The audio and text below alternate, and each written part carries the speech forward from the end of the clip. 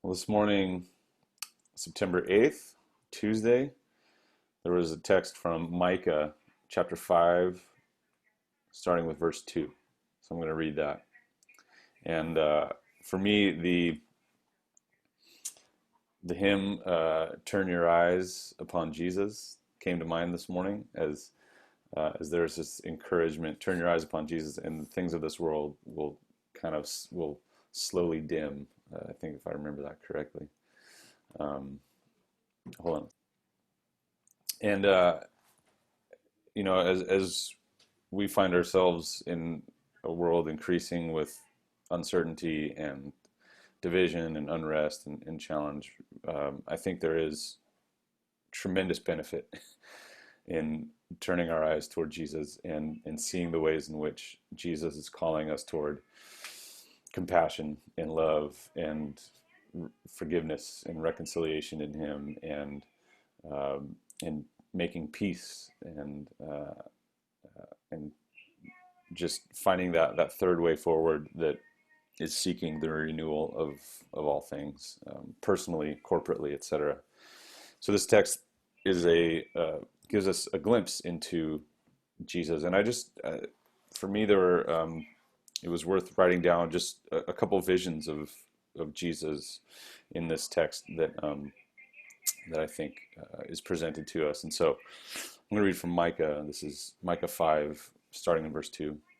But you, O Bethlehem of Ephrathah, you are one of the little clans of Judah. From you shall come forth from me one who is to rule in Israel, whose origin is from old, from ancient of days. Therefore he shall give them up until the time when she who is in labor has brought forth. Then the rest of his kindred shall return to the people of Israel.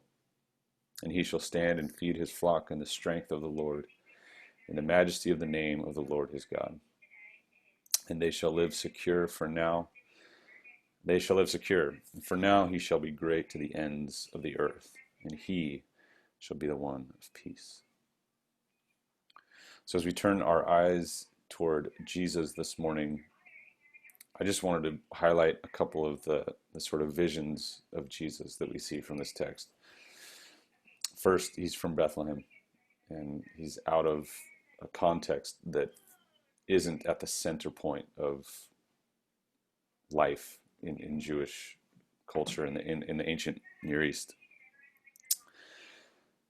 He's Israel's ruler. He is a theopolitical ruler, ruling people um, uh, as a representative of God.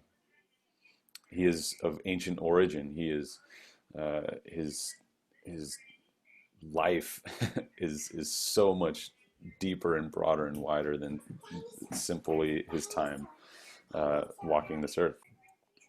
And there's language of exile and return, but there's language of exile and return in this idea that those following him experience seasons of wilderness, seasons of of, um, of being in spaces that aren't home, that aren't filled with security and safety and flourishing.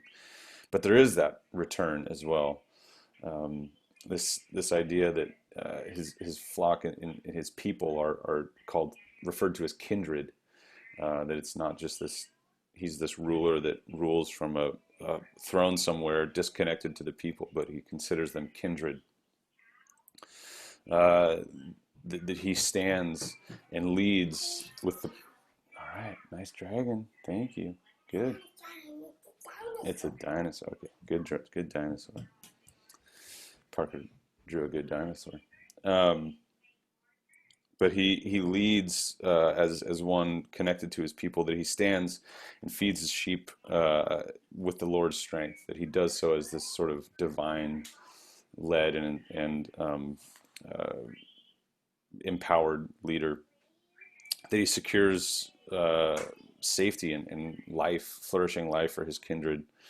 That there's this sense of global greatness, right? In verse 4, um, his people live secure, and he shall be great to the ends of the earth.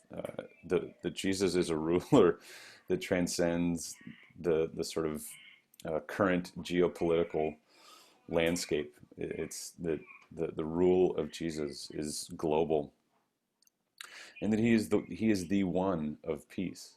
I think that's important language to sit with. That he is the one. He shall be the one of peace. That for me, I think Jesus is the most compelling example and the most compelling avenue through which we might achieve peace in this world. And again, he is calling his followers to be peacemakers, not necessarily peacekeepers, and that making peace is a challenging and very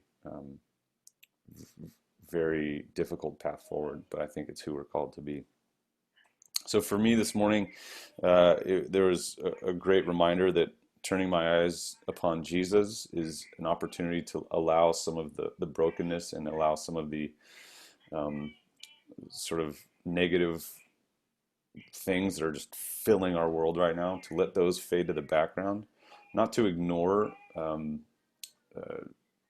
areas of brokenness, not to ignore injustice, but in fact to lean into those, but to lean into those in a way that is keeping Jesus at the forefront of my mind. This idea that Jesus comes from a place that isn't necessarily considered like the center point of this world. You know, it's like this kind of like grassroots peripheral movement that moves in a way that is powerful. That he is the ruler of our church. He has ancient origins. There are moments of exile and return for his people, that he calls us his kindred, his kin, that he is our shepherd, and he is our shepherd who stands in God's strength as God, that he secures life, flourishing life, that there is, yes, Triceratops, okay, thanks, good. That he secures living, that there is global greatness to his rule, that his rule is global, it's universal, and that he has been, he is, and he always will be the one of peace. So may we turn our eyes upon Jesus this morning.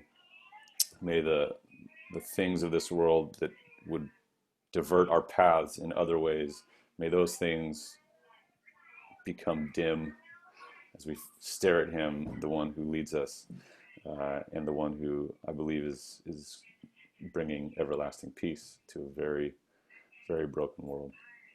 Amen.